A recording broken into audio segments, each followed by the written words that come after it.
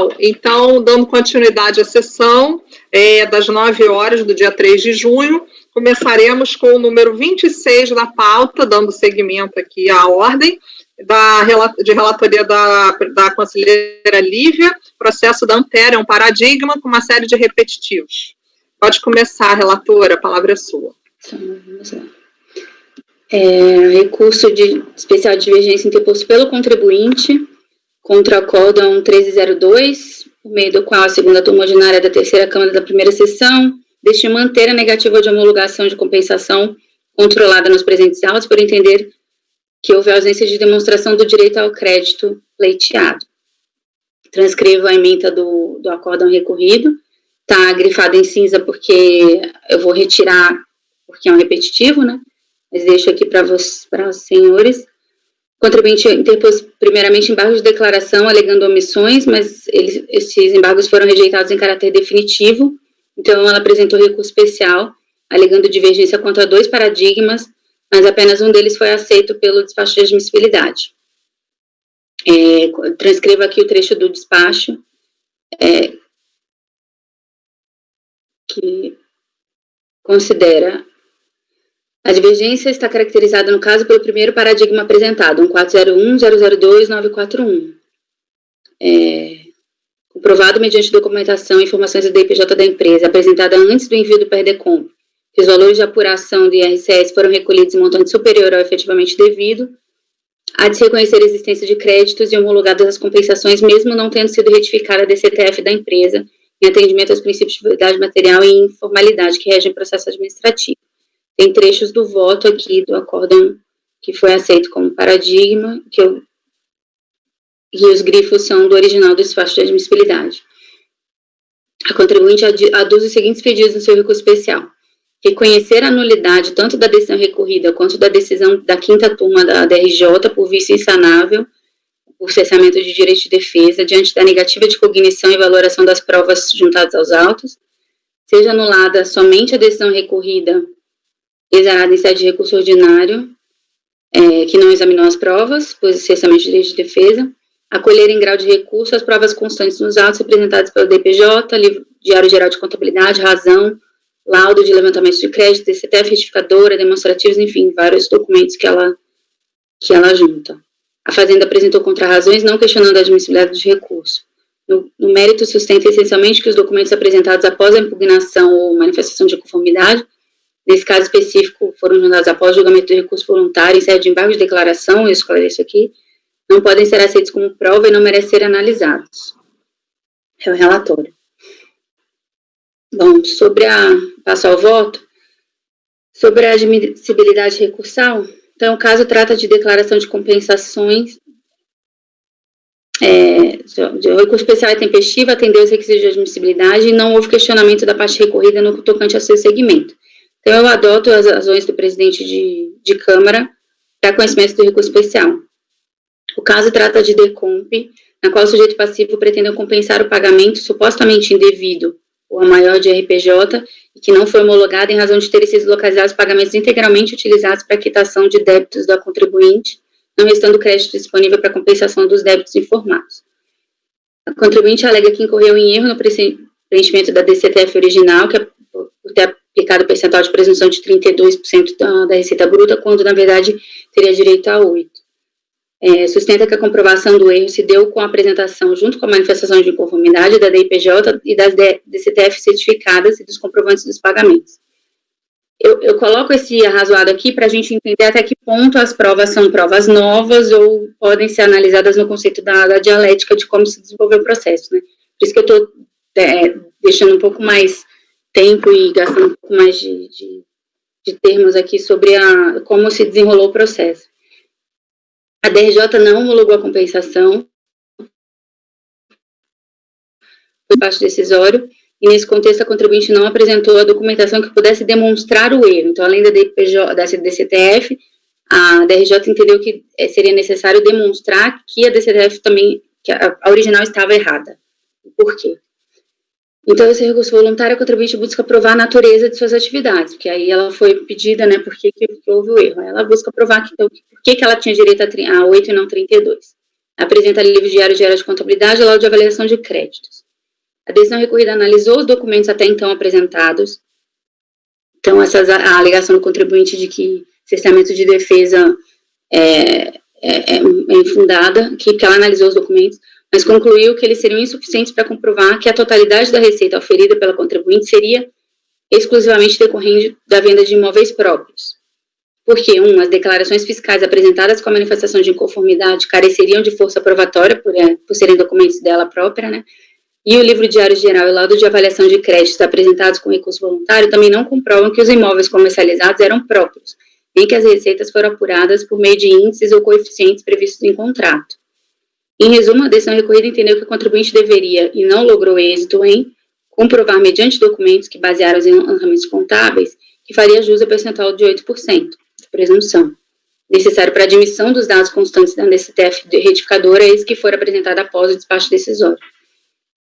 O precedente indicado como paradigma também analisou o caso em que a retificação dos valores ocorreu após o decisório, comprovação apenas com base no confronto entre as declarações que demonstram a apuração dos tributos devidos, no caso a DPJ e a DCTF, e os valores dos recolhimentos realizados, prescindindo da análise da documentação que serviu de base ao preenchimento de tais declarações. Então, o paradigma, ele aceita, você errou, você disse que errou, você me apresentou a DCTF retificador, ok, eu não quero saber por que você errou.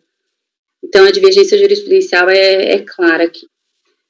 Observe que em sede de impago de declaração, o contribuinte junta contratos de compra e venda de imóveis em resposta ao acórdão recorrido, afirmando tratar-se dos documentos que deram origem às receitas de suas atividades. Em contrarrazões ao recurso especial, a Fazenda Nacional questiona essencialmente tal juntada de documentos. Assim, eu conheço do recurso especial. O mérito, eu entendi que o mérito do presente recurso é definir se, para fins de reconhecimento do crédito pleiteado em DECOMP, é necessário que o contribuinte comprove o erro que levou à retificação da DCTF quanto à natureza de suas receitas. Primeiramente, é importante observar que, muito embora o acórdão recorrido tenha afirmado que a retificação da DCTF ocorreu após o despacho decisório, isso somente é verdade se considerar a data de emissão deste, mas não a data de sua ciência pelo sujeito passivo, que é a que prevalece em respeito à contraditória dialética do processo administrativo fiscal. O despacho decisório foi datado de 23 de outubro de 2009, mas o contribuinte apenas foi cientificado em 5 de novembro de 2009. E a retificação da DCTF ocorreu antes de tal ciência em 29 de outubro de 2010.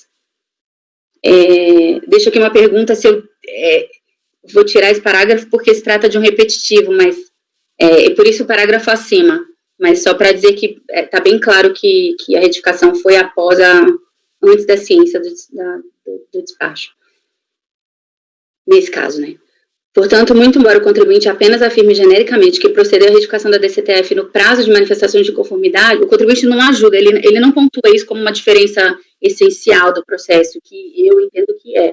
Ele fala, eu fiz a retificação no prazo, mas enfim, foi antes da ciência, faticamente nesse caso, né? Talvez por ser um repetitivo, ele tenha feito genericamente para todos os casos e não tenha olhado exatamente cada caso. Portanto, muito embora o contribuinte apenas afirme, então, genericamente que ele fez a retificação no caso, deve-se considerar o fato de que, no caso em questão, trata formalmente de retificação da DCTF antes da ciência do despacho decisório. Pois bem, no caso, compreendo que assiste razão ao contribuinte por 2 motivos. Em primeiro lugar, compreendo que a prova do alegado erro de preenchimento da DCTF pode ser efetuada por meio da apresentação de outras declarações, no caso da IPJ, quando se tratar a da IPJ de declaração originalmente entregue, na qual não se constatem de plano inconsistência. Nesse sentido, corrobora as conclusões do acórdão indicado como paradigma que reproduzo. De fato, em regra, para fins de análise da DECOMP, a Receita Federal realiza o batimento tão só das declarações apresentadas pelo contribuinte relativa aos débitos ali informados. Então, para analisar uma DECOMP, o despacho decisório é até eletrônico, né? A Receita só bate ali as declarações apresentadas. Então, por que para fins de análise de alguma retificação, eu vou querer diferença? A retificadora faz as vezes da original, então é como se o contribuinte originalmente tivesse apresentado aquelas declarações, e se ele tivesse originalmente apresentado aquelas retificadas, tais como retificadas, o crédito seria homologado. Então, por que não, em sede retificadora, não conferir esse direito a ele? E se, no caso, se a Receita, se houver alguma inconsistência quanto aos valores das declarações apresentadas pelo contribuinte, a Receita tem mecanismos para fazer isso, que é o mecanismo de revisão de declarações. ela não deve fazer isso por ocasião de análise de declaração de compensação. Então, se a original ou a retificadora estão erradas, ela tem que analisar, revisar essa declaração e não trazer problemas escalados aqui de não revisão da DECOMP e trazer dois problemas em 2 processos, né? Então, nesse contexto, se os dados da DCTF retificadora são confirmados pela DIPJ, tendo essa sido apresentada antes do espaço decisório, que foi o caso, é prescindível para fins de reconhecimento do crédito da DECOMP a análise dos documentos contábeis ou dos documentos que serviram de base ao preenchimento das declarações apresentadas pelo contribuinte. Se for o caso, a revisão das declarações deve ser iniciada e realizada pelas autoridades fiscais competentes mediante procedimento próprio. Não se nega que as declarações informativas preenchidas pelo contribuinte apenas descrevem as informações por ele realizadas e não constituem o crédito tributário, fato esse reconhecido pela súmula CAF 92, inclusive. Da mesma forma, também não se nega que o fato de o sujeito passivo preencher declarações fiscais não o desobriga de manter os documentos que serviram de base para essas declarações. A questão é apenas que a verificação de erros quanto às tais declarações deve ser apurada em procedimento de revisão dessas e não no procedimento de homologação de declaração de compensação. Portanto, é prescindível para fins de reconhecimento do crédito na DECOMP a análise dos documentos contábeis ou dos documentos que serviram de base ao preenchimento das declarações apresentadas pelo contribuinte, que é a regra, né? Na revisão de DECOMP, a autoridade não revisa a sua apuração de imposto de renda em regra. Então, a retificadora substitui o original em todos os termos, enfim, não vou ler o voto inteiro. Meu segundo argumento a favor do contribuinte é que, no caso, ele alega ter apresentado os documentos necessários a comprovar a natureza de tais receitas, sendo de se admitir a análise dos documentos apresentados em sede de embargo de declaração, inclusive, dado o contexto, já que sua juntada se deu em um movimento dialético, isso é, em resposta ao acórdão recorrido, que permaneceu considerando insuficientes os documentos até então apresentados nos autos. Assim, compreendo que a juntada dos contratos por ocasião da apresentação dos embargos de declaração se deu nos termos do permissivo do parágrafo 4º do 16 do Decreto 7235. De fato, a DRJ que trouxe o argumento de que a DIPJ original não seria suficiente, indicando que seria necessária a juntada de documentos contábeis. Em resposta, o contribuinte apresentou os documentos contábeis. Então, o acórdão recorrido entendeu que os documentos contábeis não eram suficientes, indicou que seria necessário analisar os contratos. Na primeira oportunidade que teve, que foi o prazo para os embargos de declaração, o contribuinte apresentou os tais contratos. O fato de os embargos terem sido rejeitados não muda a importância da análise dos contratos apresentados, já que a rejeição apenas constatou que a ausência de análise de tais documentos não foi uma omissão do acórdão recorrido, eis que eles não estavam juntados aos autos à época da prolação da decisão, mas não significa que tais documentos não possam ser e não devam ser analisados. Assim, para o caso de restar vencido meu voto quanto ao primeiro argumento acima, que a análise da DIPJ deve ser considerada suficiente para a homologação da compensação no caso dos autos, compreendo que o presente julgamento deve ser convertido em diligência para análise dos contratos juntados pela contribuinte por ocasião da apresentação dos embargos de declaração, a fim de que se apure se eles efetivamente comprovam que as receitas da contribuinte são exclusivamente relativas a vendas de imóveis próprios. Ante o exposto, oriento meu voto para conhecer e dar provimento ao recurso, ou se vencida contra aquele argumento, o voto por diligência. É o voto. Conselheiro André, está preparado para votar?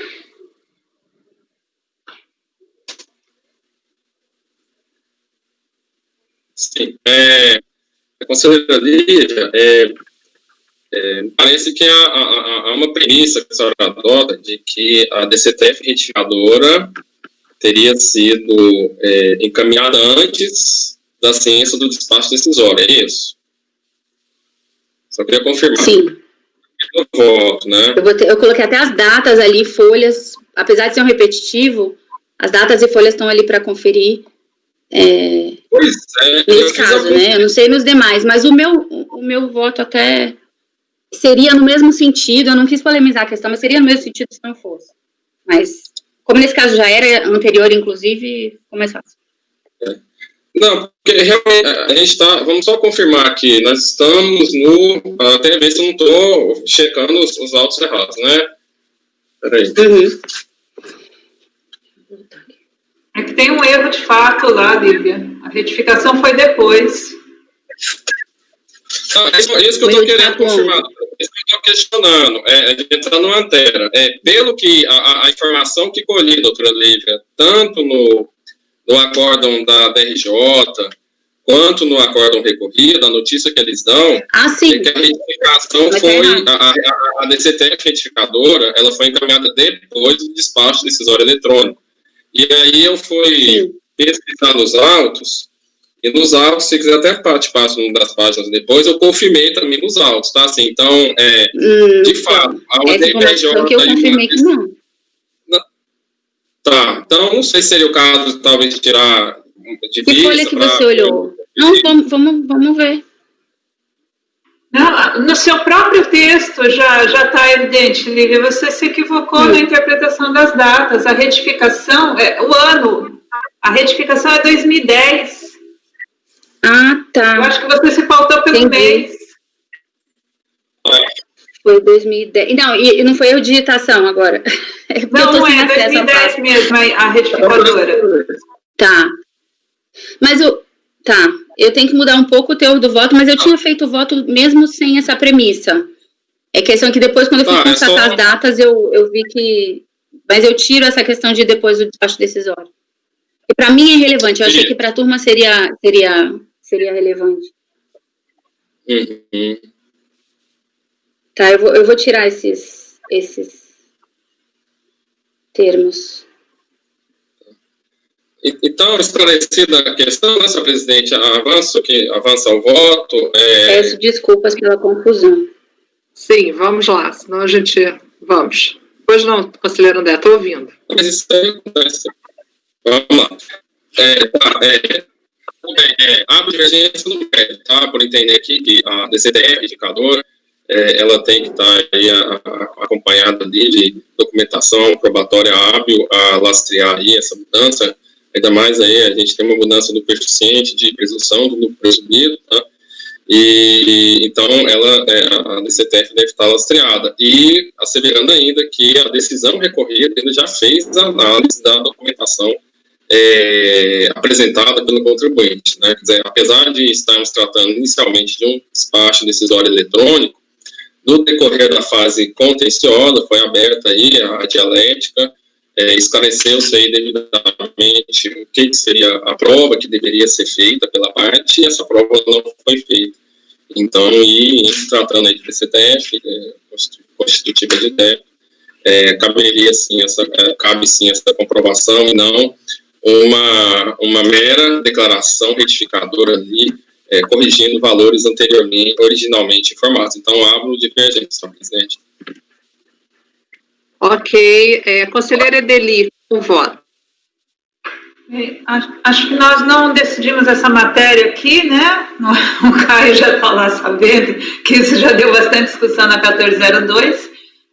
Eu tenho um posicionamento firmado desde a primeira turma da primeira Câmara, que já foi reformado aqui na Câmara Superior, acórdão 9101002766, né, voto condutor do André, afirmando coerentemente o que ele acabou de dizer, né, que é a necessária retificação da DCTF. O meu voto é no sentido de que, em caso de pagamento indevido a maior de IRPJ e CSL, é indispensável a verificação da DIPJ na auditoria precedente ao despacho decisório. O procedimento da contribuinte aqui é aquilo que na maioria das vezes acontece. O contribuinte apura, recolhe, informa na DCTF, quando vai preencher a DIPJ, vê que errou no recolhimento, às vezes já entrega, aqui no caso, se eu não me engano, a DIPJ já foi entregue com o valor correto, né, no prazo de entrega, minorando o débito, e na sequência ele apresenta a PERDECOMP e esquece de retificar a DCTF.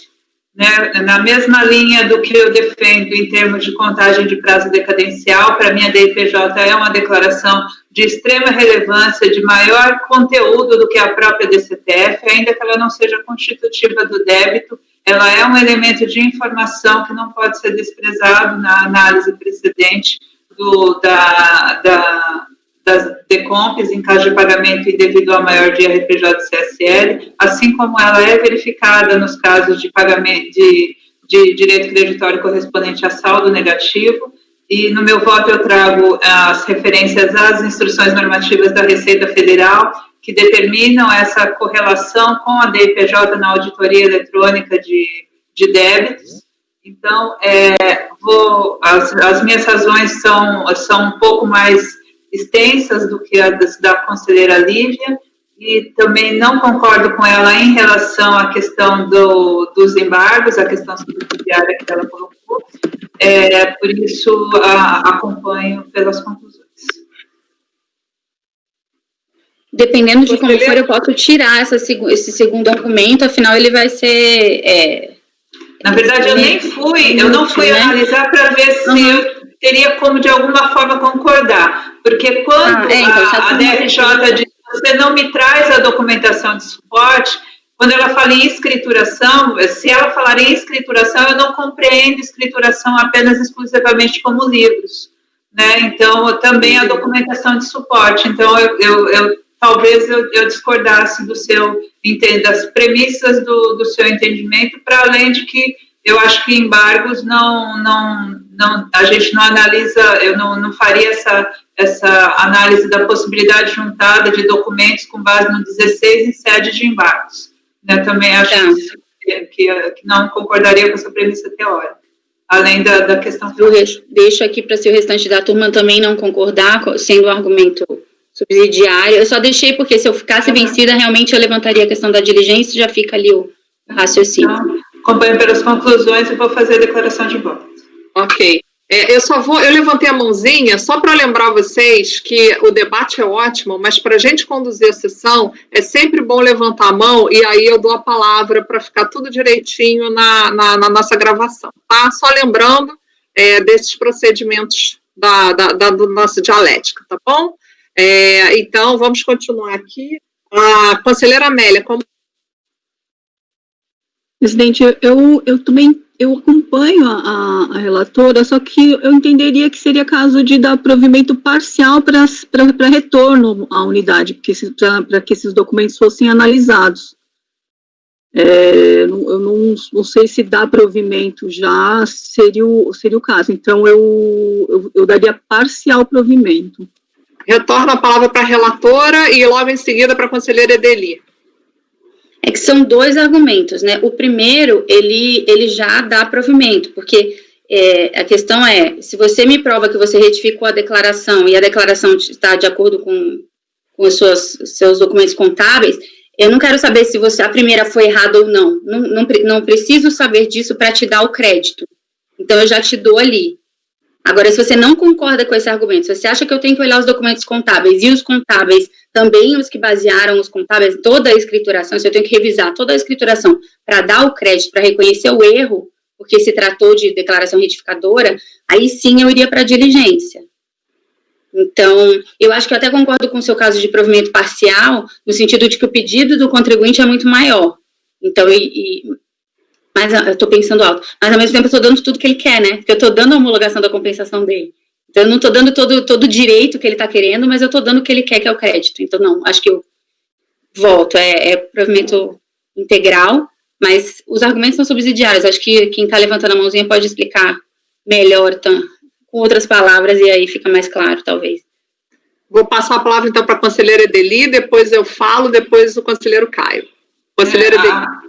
Essa é a discussão que normalmente é suscitada, Amélia, esse desconforto de validar o direito creditório sem a análise da documentação, né? Já enfrentei esse questionamento várias vezes quando coloquei esse voto.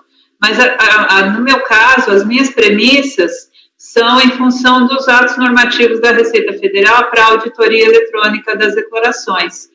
Então, eu entendo que há uma deficiência no processo preliminar de expedição do despacho decisório, e isso faz perecer, isso faz reverter, é suficiente para reverter a não homologação, né? Então, no meu caso, eu não cogito de devolução, porque eu acho que o trabalho de verificação foi insuficiente. Já havia uma DIPJ evidenciando o indébito, né, e como ela não foi contraditada antes do despacho decisório, eu entendo que a não homologação deve ser revertida.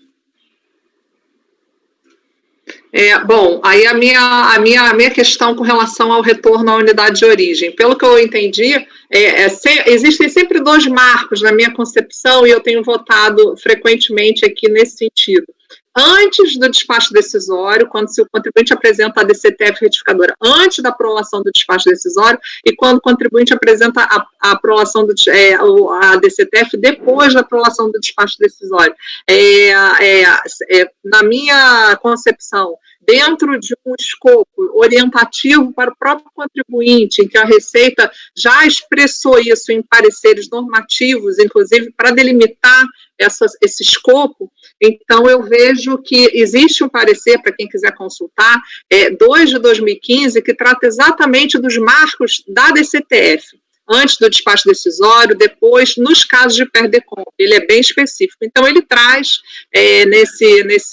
nessa roupagem, até a especificidade que a Amélia trouxe para o debate, que é o retorno à origem para verificação dessa documentação apresentada, caso a DCTF ela seja protocolada pelo contribuinte após a aprovação do despacho decisório. Mas aí a questão mesmo é de entendimento, tá? Só lembrando de algumas orientações já emanadas pela Receita para os contribuintes e para a administração vinculada à Receita Federal, nesse sentido, tá? Só deixando para talvez clarear um pouco aí o debate, tá? Apenas uma contribuição. Passo a palavra ao conselheiro Carlos.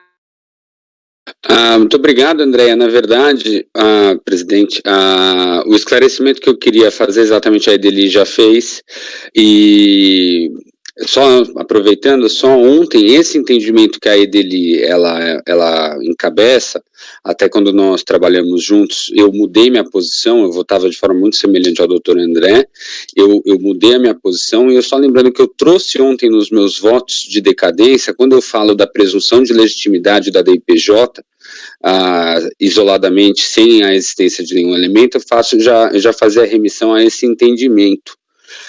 Mas o esclarecimento que a Edeli, eu queria fazer a Amélia, né? A Edeli já fez, que dentro desse entendimento é muito mais uma questão da incorreição da motivação da negativa do despacho decisório. Mas se a gente pensar como aqui é uma questão de um erro, abre aspas, propriamente dito, eu acho que não tem muita subjetividade na detecção do que o contribuinte quer que seja apurado.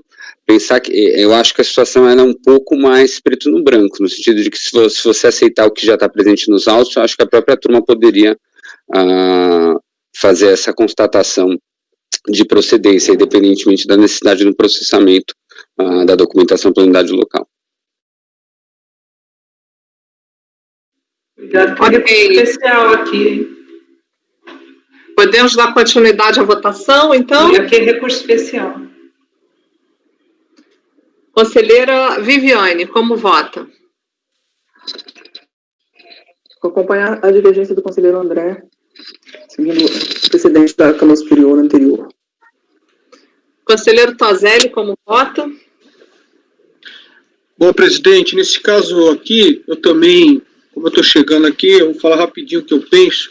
Eu acho que, na maioria dos casos, é justamente com o despacho decisório que o contribuinte verifica o erro. Então, o gatilho, na maioria dos casos de erros de DCTF, no batimento com o DIPJ, a origem do conhecimento é justamente o despacho decisório. Então, eu acho que condicionar o direito ou não direito a superar o erro ao momento em que a retificação ocorreu, não seria, com a devida vênia, o melhor caminho interpretativo a ser seguido. Eu acho que tem que apurar, realmente, aqui a questão de ônus da prova. Se a retificação ocorreu antes do despacho, o fisco tem que ir atrás para justificar o que ele está fazendo. Por outro lado, se no momento do despacho existia uma divergência entre DIPJ e DCTF, foi o contribuinte que deu causa a isso, e aí realmente inverte o ônus da prova. O ônus da prova do fisco, que é a regra, passa para o contribuinte de justificar o porquê da divergência.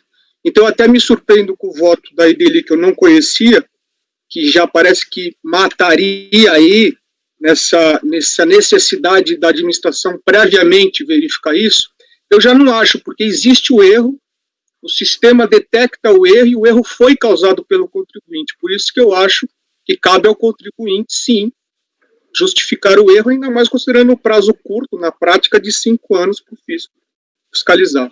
Então, aqui nesse caso, a questão de contribuinte provou ou não provou o erro. Segundo eu penso, e como bem fundamentado pelo voto da Lívia, o que o contribuinte acha que é a primeira prova que ele tem que apresentar? É natural, DIPJ, minha DIPJ está certa, ela tem que produzir efeito, ainda que seja um ato unilateral.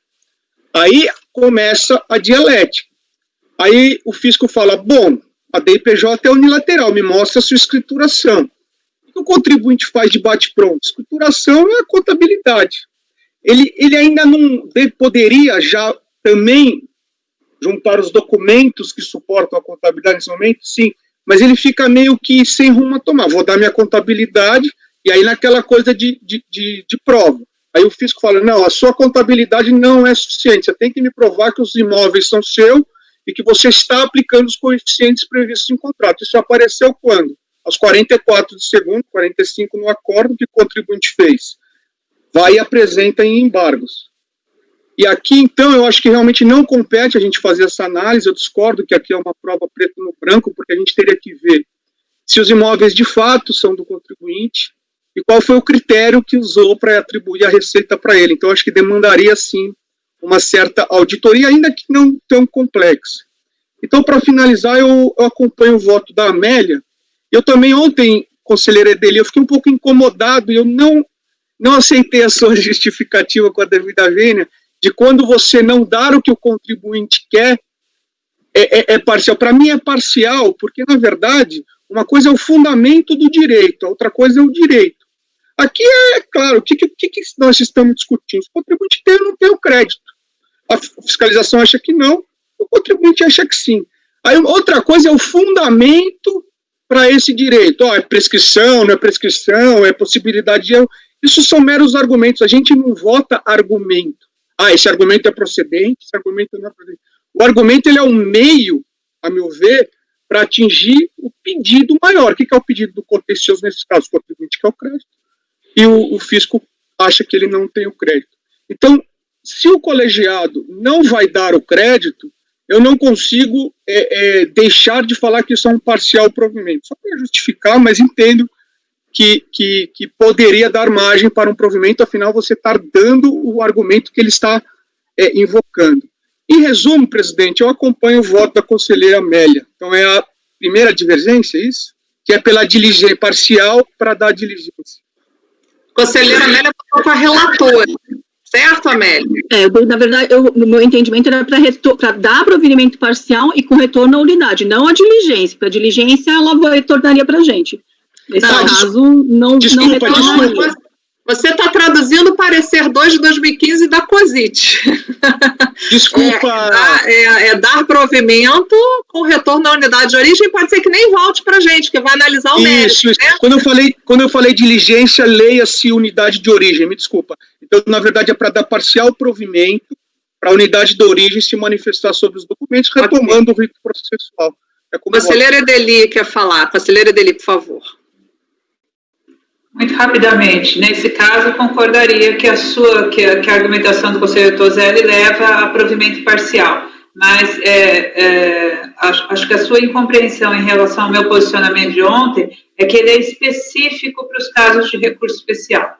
Tá? Aqui, dentro do litígio que a gente aprecia, essas premissas acabam sendo muito importantes para a gente poder ter uma uniformidade na decisão, nas decisões que nós tomamos, tá? Então, talvez com mais casos a gente consiga passar para você uma compreensão melhor dessas premissas.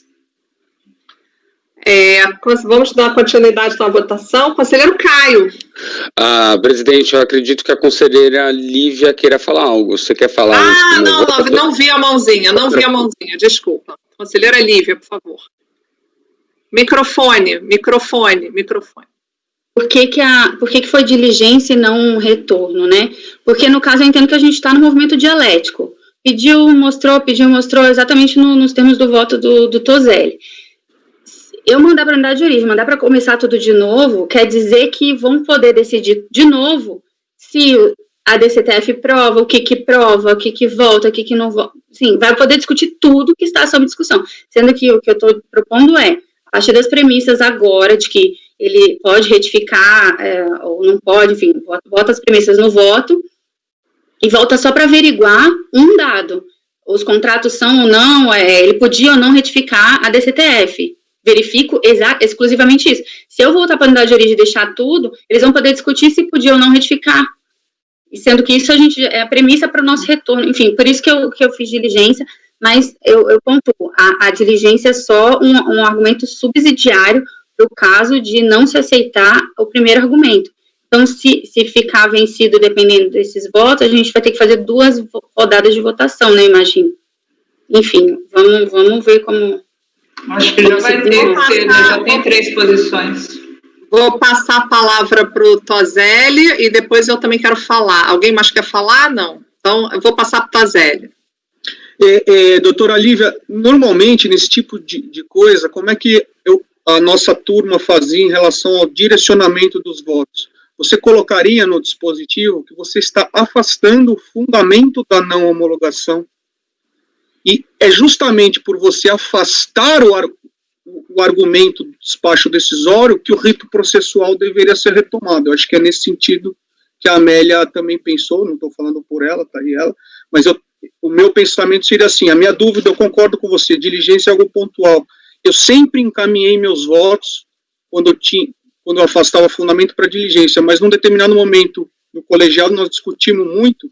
E como você afasta o fundamento do despacho decisório, é porque, se você for ver, o processo de compensação de homologação, ele é algo sui generis, né? Se você tem pouca doutrina, e ele é um rito próprio. Na verdade, a remissão do decreto 72 é feita por mera remissão, mas ele tem um rito próprio. É algo superficial no começo e ao longo do contencioso que a discussão vai tomando rumo de acordo com os argumentos. Enfim, eu acho que pelo fato de você ter afastado o fundamento do despacho, que o rito processual tem que ser retomado. A gente não está com dúvida, de fato, a gente não está com dúvida. Aqui isso nunca foi feito até então, porque a premissa era, você não pode retificar depois. E como o colegiado está superando essa premissa, por isso que eu acho que tem que retomar a origem, e a Amélia me convenceu. Amélia, pode passar para a Amélia, depois eu passo para a Lívia e depois eu falo. Não, na verdade é exatamente isso. Aqui o provimento parcial seria para afastar esse óbice, no caso, a não consideração da DCTF retificadora. E a análise de toda essa documentação que foi juntada posteriormente, que não foi verificada em nenhum momento. Então, olha só, gente, você encurtar, eu vou chegar no Caio, tá? São 3 posições, senão a gente vai ficar discutindo até amanhã. A gente já viu aqui que tem 3 posições divergentes. Então, vamos fazer o seguinte, tem 2, tem a posição da relatora, acompanhada pela conselheira Edeli. Tem a posição divergente do doutor André, acompanhado pela conselheira Viviane. Tem a posição da conselheira Amélia, acompanhada pelo conselheiro Toselli. Eu e Caio não votamos ainda. Tá? Então, eu queria... Vamos invocar, então, o artigo 60, né? Para a gente fazer, então, uma votação... termina a votação com o Caio, André. Termina a votação, então, por favor, Caio, vamos votar logo e depois a gente discute quando passar a segunda rodada, tá? Conselheiro Caio, como vota? Obrigado, presidente. Eu só queria esclarecer que o acompanhamento da Edeli não é pelas conclusões. Conclusões. Ótimo, então, exatamente. Então, eu me filio já, não é de hoje, ao entendimento da Edeli, então, nesse sentido, eu acompanho a relatora pelas conclusões no termo já expressado pela conselheira Edeli. Certo. Então, antes de eu votar, a gente refaz a votação, é isso ou eu voto também? Como é que faz? A gente já conta os votos, vê qual que tem mais votos para fazer a comparação no artigo 60. Tá, então vamos lá. Então, temos a divergência do doutor André, acompanhado pela divergência da conselheira Viviane. Temos a relatora... Primeiro vota você, porque às vezes dá maioria, já dá maioria. Tá, deixa eu só contar aqui para ver como é que eu... na verdade... Não vai dar maioria. Não vai dar maioria. Vai ser... a divergência tá entre a relatora, eu vou votar como a conselheira Amélia, dar provimento parcial com retorno à unidade de origem, que é o que eu tenho votado geralmente nos processos de DCTF apresentadas depois da aprovação do despacho decisório. Eu tenho esse marco, o despacho decisório de compensação é um marco. Então, antes do despacho decisório, eu entendo exatamente que se aplica o que a interessada traz, e aí realmente é ônus do fisco, e no seguinte caso, prolação depois do despacho decisório, os documentos apresentados pela interessada têm que ser checados pela unidade de origem, isso não é retorno do contencioso, isso está bem claro, porque as unidades da Receita, elas são vinculadas ao parecer normativo 2 de 2015, então apenas se verifica, porque a unidade da Receita é vinculada, e como esse parecer, ele diz exatamente isso, que em caso de decomp, o processo, havendo DCTF apresentada depois, os documentos devem ser considerados, e caso aproveitados, sequer o processo volta para julgamento em DRJ, o mérito é analisado e é resolvido na própria unidade de origem, isso facilita muito, acelera muito o nosso trabalho, e o parecer ele foi elaborado justamente nesse sentido, para acelerar e facilitar o trabalho do julgamento, nesses casos. Então, eu voto com a conselheira Amélia dar provimento parcial com retorno à unidade de origem. Não é diligência e não recomeça contencioso, tá? E aí, pronto. O André quer falar? Não sei se já... Oi, André. Oi, André. A Lívia também quer falar. Fala, André. Acho que a conselheira Lívia levantou antes. Então, quem levantou primeiro? Eu estava votando, não reparei. Por favor, gente, vamos resolver logo? André, fala.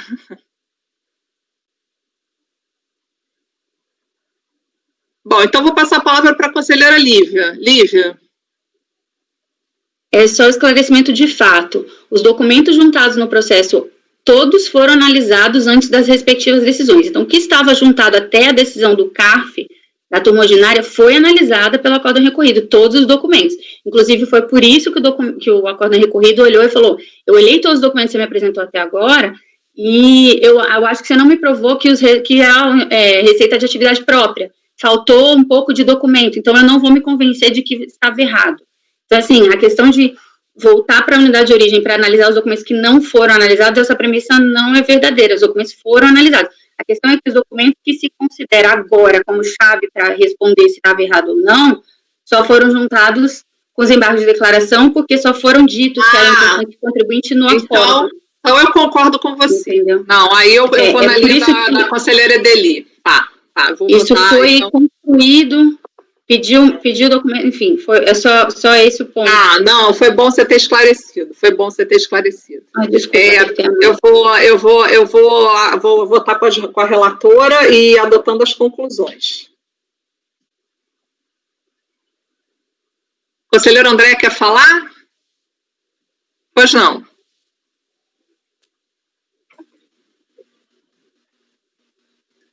Brevemente, para reforçar o que foi colocado pela relatora. Estão ouvindo?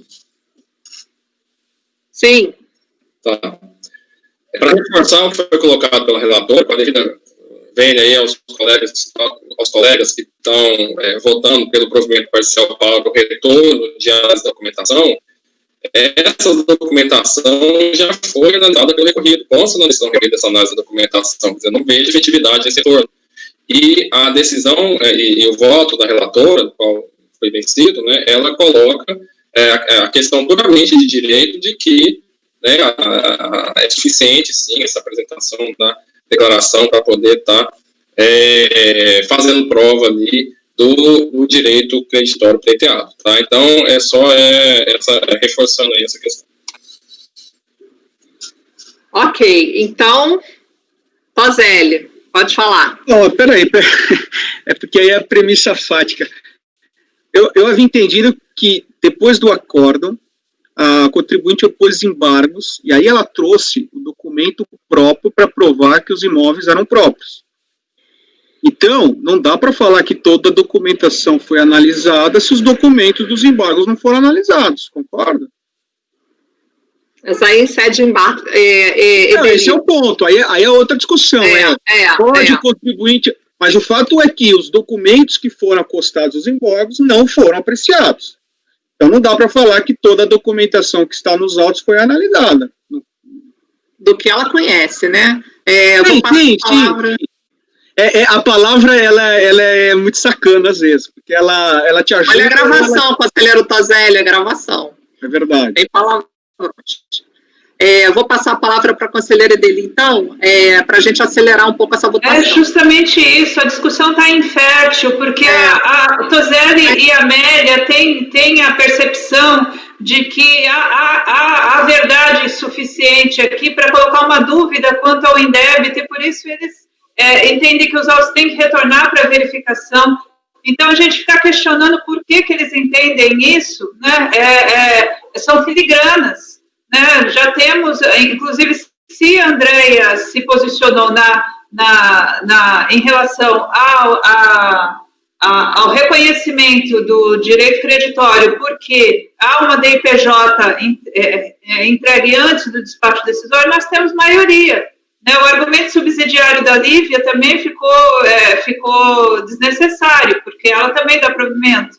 Então, é só para acelerar.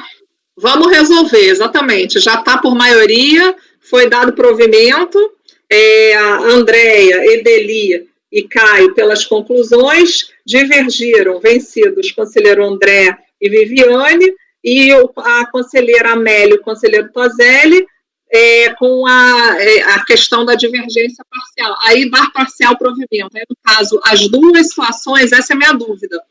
Tivemos duas posições com 2 votos. Então, a gente consigna na ata os 2 votos, certo? A gente faz essa consignação. Divergindo André e Viviane, que negavam provimento, e Toselli e Amélia, que davam provimento parcial. Então falei certinho. Então, vamos lá. Bom, o resultado foi conhecido por unanimidade, e quanto ao mérito, foi dado, foi negado provimento. Gente, eu nem sei mais, peraí. Foi dado provimento, desculpa, por maioria, vencidos os conselheiros André e Viviane, que negaram provimento, e os conselheiros Amélia e Toselli, que deram provimento parcial com retorno à unidade de origem. Certo, pessoal? Vamos votaram pelas conclusões. Você e Caio, então a Lívia tem que incorporar as conclusões, mas eu vou fazer a declaração de voto. Perfeito, Edeli, perfeito, obrigada, e vamos continuar com o número 47. Eu queria perguntar uma coisa sobre o voto. Quem votou comigo, prefere que eu tire o argumento subsidiário, já que o primeiro já foi?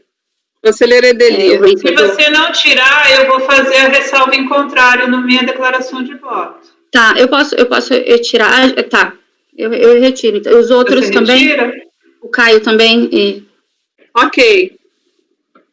Por mim, pode retirar, Lívia. Tá. Bom, então vamos passar para o número 47. O Dornella já está no aguardo, tá? Vamos fazer o número 47, continuando com a conselheira Lívia. E a gente passa depois, então, chama o conselheiro Dornelas para votar o outro, tá bom? Porque o resto foi tirado de pauta. Vamos para o número 47. Denelli, Administração e Participações.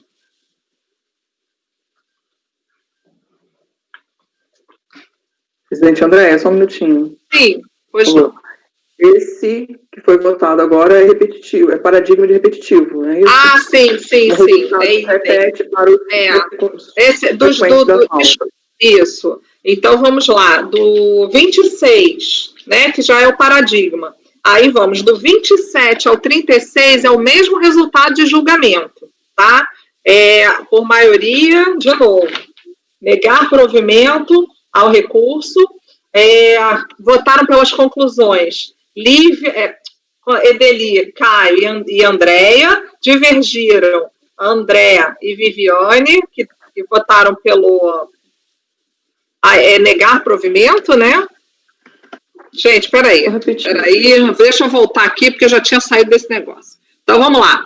Por maioria, dar provimento ao recurso.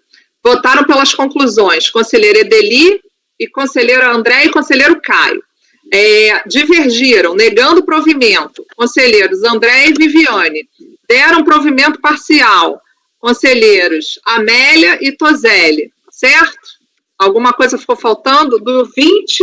Minha declaração de voto. A declaração de voto, que talvez, eu não sei se ela vai para os repetitivos, mas aí a gente posso conversar com a Lívia para talvez ela reproduzir no voto dela. Perfeito. Então, do 27 ao 36, repetitivos, e essa é a votação que eu acabei de proclamar, ok? Passamos, então, para o número 47, conselheira Lívia, relatora, Denelli, administração. Os outros foram retirados de pauta. O DHL também? 48? O 40, Companhia Sul Paulista. O 39, que é um paradigma, aí veio de 40 até o 45. O 46 da conselheira Amélia foi retirado de pauta. E aí o Denelli é o 47. Depois a gente vai voltar para o que tem sustentação oral, que o Dornella já está à disposição. HNS, tá? Tá. A gente fica com você hoje. Denelli, já votamos essa matéria, o voto é bem parecido. Agora, Antera, não lembro mais.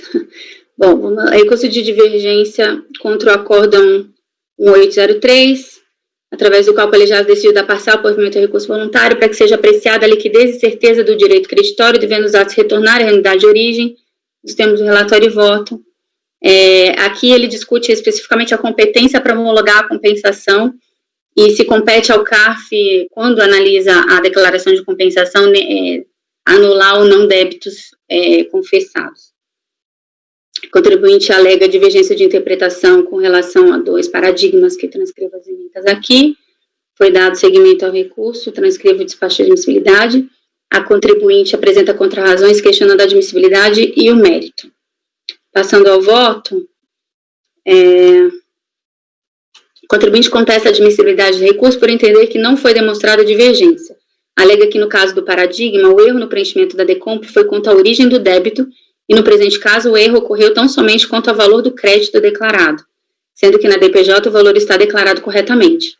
Afirma, então, inclusive, no acordo paradigma em questão, o relator afirma que não haveria modo de identificar à primeira vista que o contribuinte pretendia compensar créditos do ano calendário 2002 em vez do ano calendário 2001. Ora, é mérito dos julgadores evidente que referido entendimento não pode ser aplicado no presente caso, pois aqui existe a identificação correta do crédito, estando inclusive devidamente declarado em sua DDPJ, havendo apenas um erro de preenchimento de decomp quanto ao valor exato do crédito, informação essa que pode ser verificada e atestada da simples análise de sua DIPJ.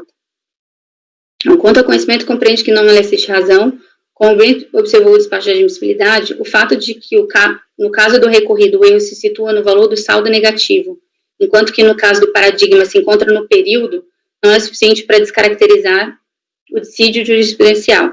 Isso porque, em ambos os casos, a análise exclusivamente da decomp não era mesmo possível identificar o suposto erro alegado pelo contribuinte. Verificação essa que apenas foi possível após o confronto da decomp com outra declaração, a DPJ no caso do recorrido. E o paradigma está baseado na premissa de que não cabe qualquer alteração da decomp após o despacho decisório. Então, eu entendo que houve êxito em comprovar a divergência e conheço do recurso. Vamos passar para o mérito. Quanto ao mérito, o despacho decisório não homologou as compensações declaradas em pé-decomp sob o seguinte fundamento. Não foi possível confirmar a apuração do crédito, pois o valor informado na DPJ não corresponde ao saldo negativo do pé-decomp. Coloca aqui os valores. Valor original do saldo negativo informado, 26.001. Valor do saldo negativo informado na DPJ, 26.967. Então, a DPJ foi um pouco maior do que a da DPJ. O acordo recorrido observou que o contribuinte recebeu intimação de que o saldo negativo informado na DECOMP diferia do saldo negativo informado na DPJ, solicitava que retifique a DPJ. Na ocasião, foi-lhe concedido o prazo de 20 dias para a adoção das providências, mas a contribuinte manteve-se inerte. Compreendo que a ausência de retificação da declaração no contexto acima não pode resultar em não homologação da compensação pleiteada, eis que, em essência, o despacho decisório apurou apenas uma discrepância entre valores de declarações, mas afirmou, em essência, que todo o valor pleiteado na DECOMP foi declarado como saldo negativo na DPJ.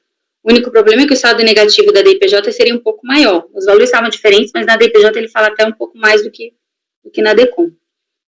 Então, não é que não teve suficiência na DECOMP com base no que estava na DPJ, aqui é o caso contrário, né? O CTN prevê que a própria autoridade pode retificar as declarações, 147 parágrafo 2º, mas isso não quer dizer que ela deva fazer, né, que seja a única competente. Aí é o meu voto, que eu já li no caso anterior, que a manifestação de inconformidade está inserida no rito do decreto 7235, o CARF tem competência para analisar tanto o crédito quanto o débito, transcreva a declaração de voto da conselheira Ideli no 004642, sobre a matéria, passo ao final do voto. No caso dos autos, o valor utilizado na DECOMP se revelou menor do que o valor reconhecido na DPJ, de forma que teria sido possível, inclusive, que a Turmacó tivesse já procedido à homologação da compensação pleiteada. Não obstante, trata-se de recurso da Fazenda Nacional e também o contribuinte de sede de contrarrazões pede apenas a manutenção do acórdão recorrido. Nesse contexto, é de se manter a decisão recorrida que determinou seja apreciada a liquidez e certeza do direito creditório, devendo os autos, para tanto, retornar à unidade de origem, como foi determinado lá pela Turmacó, né?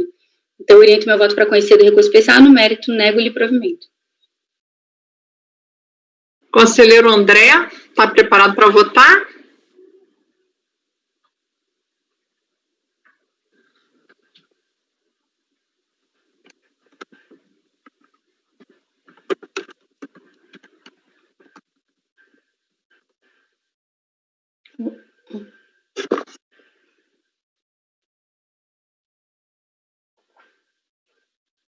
Se ele está falando, ele está no mudo, né? Não dá.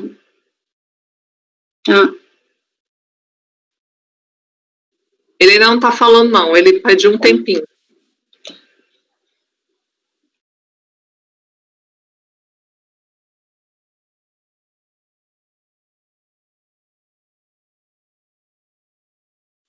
Olívia, só arruma lá em cima, porque está recurso especial do contribuinte. Só pra não... No cabeçalho? Ah, tá.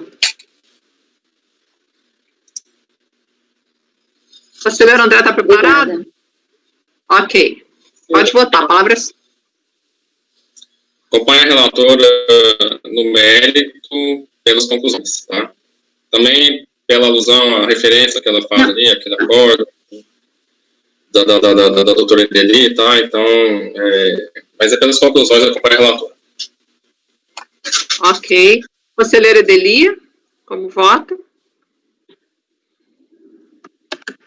Eu fiquei com uma dúvida no conhecimento aqui, depois que a Lívia usou o meu voto com razões de decidir, porque eu não usaria nessas circunstâncias, e aí estava tentando compreender melhor a divergência.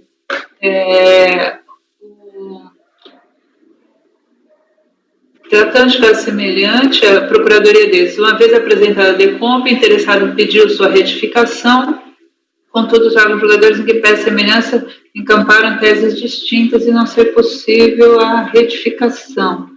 Então, parece que o litígio ele se centrou na possibilidade de se fazer uma análise de direito creditório diferente daquele que foi informado em DECOMP, né? É isso que estamos decidindo. Então, é só a questão da retificação. E aí eu concordo com a conclusão, mas me faltaria em outros fundamentos, né? Também entendo que